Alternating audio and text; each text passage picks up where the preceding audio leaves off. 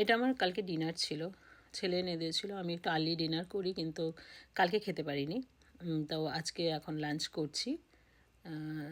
বলতে পারো দেখো, আমি যে বলেছিলাম না যে কুমড়ো ভর্তাটা গরিবের খাবার, কি এটাও একটা কিন্তু গরিবেরই খাবার। হ্যাঁ, দেখো শামুক আছে, ঝিনুক আছে, কাঁকড়া আছে। হ্যাঁ, চিংড়ি মাছটা একটুখানি বড়লোকি খাবার, তবে চিংড়ি মাছটাও যাদের পুকুর টুকুর আছে তারা অনেক চিংড়ি মাছ খেয়েছে। তা আমরা হচ্ছে আমাদের পুকুর ছিল বাপের বাড়িতে, তো আমরা অনেক চিংড়ি খেয়েছি। তো সুতরাং এই গরিবের খাবারই বলতে পারো আর কি। তো গরিবের ফ্যান্সি এখন বড়লোকি খাবার হয়ে গেছে এগুলো। এখন এগুলো সব বড় বড় হোটেলে পাওয়া যায়, রেস্টুরেন্টে পাওয়া যায়। তো যাই হোক, আজকে আমার এটা লাঞ্চ। তো জানিও তোমাদের কেমন লেগেছে আমার লাঞ্চটা। ভাই কোথা থেকে শুরু করেগা।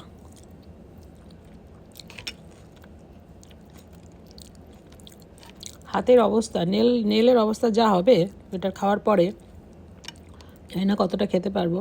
কোনটা তো খাবো, এই যে খাওয়া হয়ে গেছে এটা। রে এটা, এইটাও খাবো।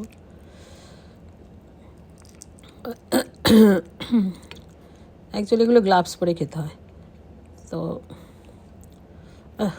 আমার আবার হাতে খাওয়াটা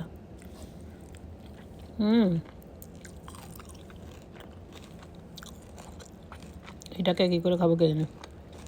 হেভি মশলা, এত খেতে পারবো না।